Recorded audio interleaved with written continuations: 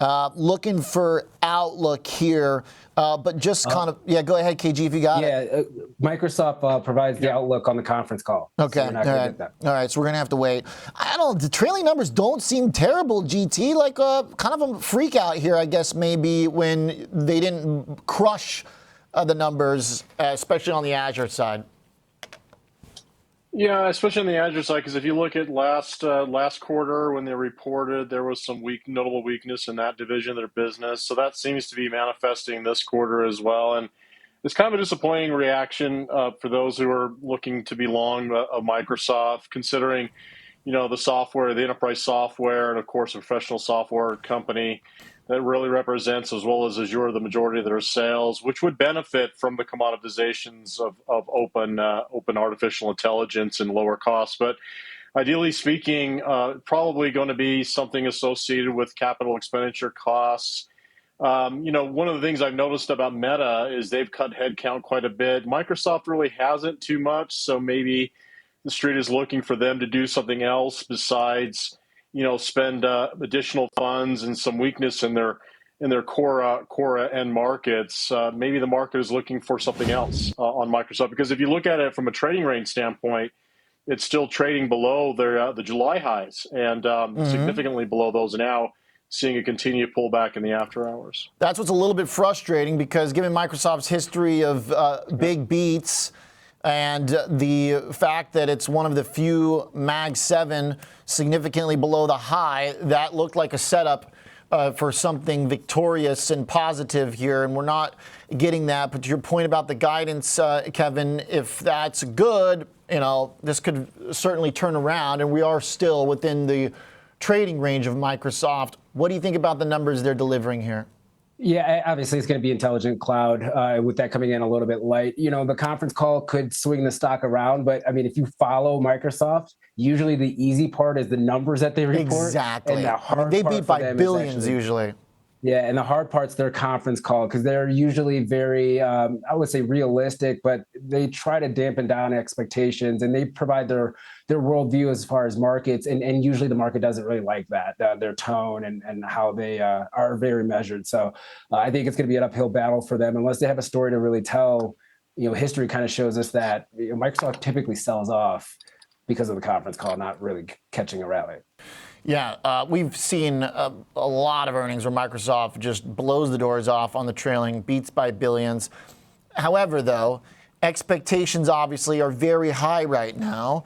I will say I've actually been in the market for a new laptop. I kind of always am. Let's not get into the details. And when you're looking for like the Copilot stuff, there's not much out there. Like this whole thing about like the consumer side is kind of absent to me, George, despite the fact, I know it's like not the most important thing, but we have heard within this whole quarter, this past 3 months and 6 months, about device cycles refreshing and, I'm just the actual consumer AI facing products other than ChatGPT and the servers that we're doing all the creative stuff on. In terms of hardware, it's pretty light out there. Like, I've been pretty unimpressed by what's been delivered hardware-wise so far. It doesn't seem like there's a lot of options out there for Copilot. They're not really advertising it that much.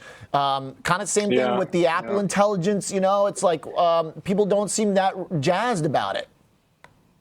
Yeah, that's the thing. I mean, I just upgraded one of my PCs this last December, but you're right. I mean, Copilot is there.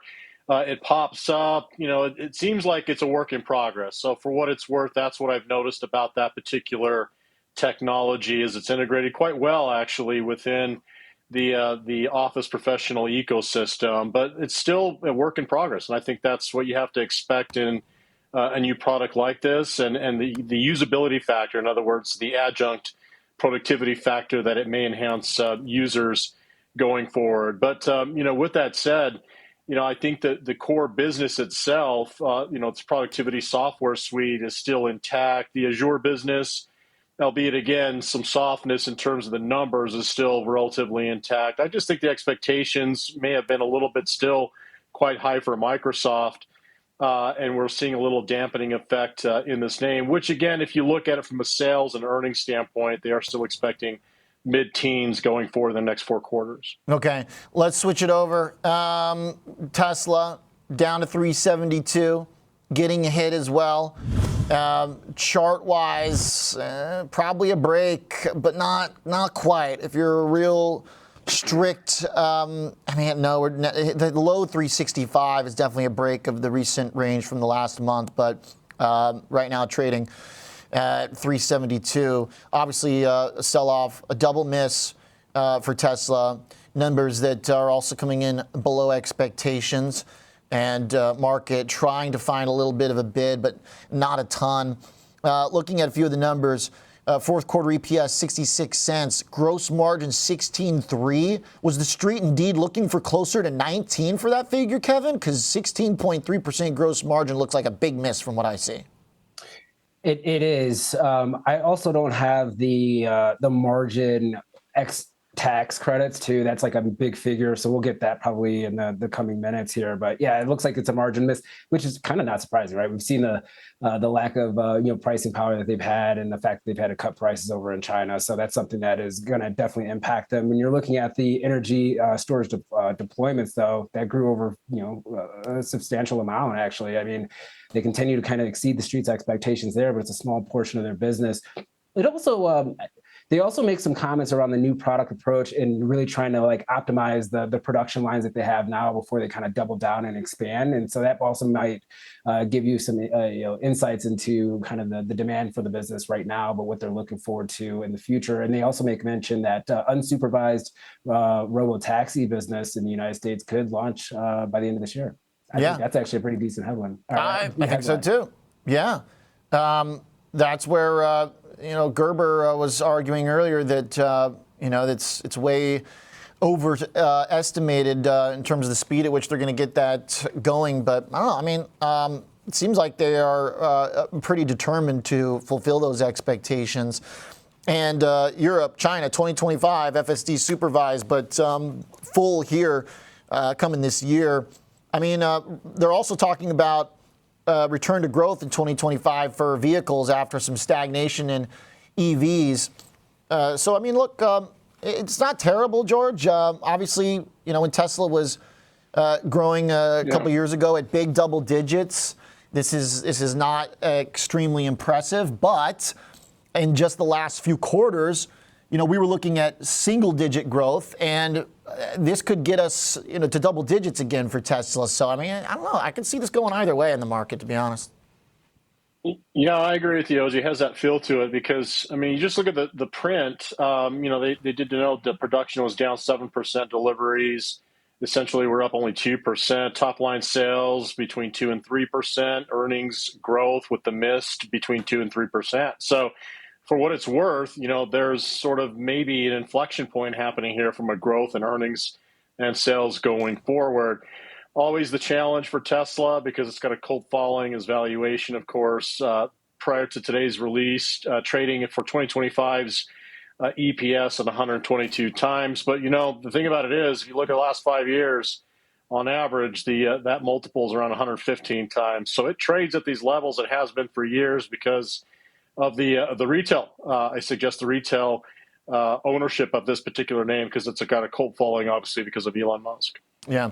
KG, thoughts on that? I mean, it doesn't seem like we don't have the guidance yet for Microsoft, but by comparison, I feel that the Tesla numbers and the outlook here might have a little bit more for the bulls than the Microsoft trailing numbers.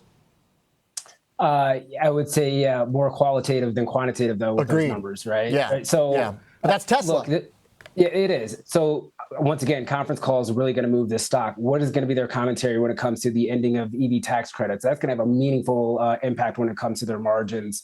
And what are they going to try to do in order to supplement that, or if they are going to be able to over the next couple of quarters, if not next year or so. Robo-taxi, obviously, that's going to be a tailwind for them, so we'll keep that up.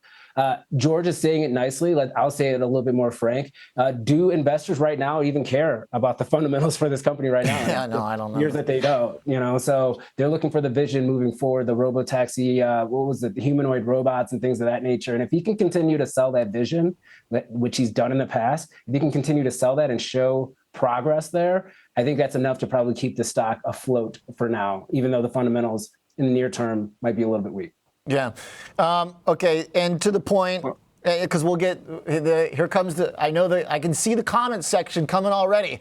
What do you mean fundamentals? Future is the fundamentals. You know, I kind of sympathize with that a little bit, but the numbers in this moment of the products that they sell are still in like this period of flux coming out of a slower period, obviously.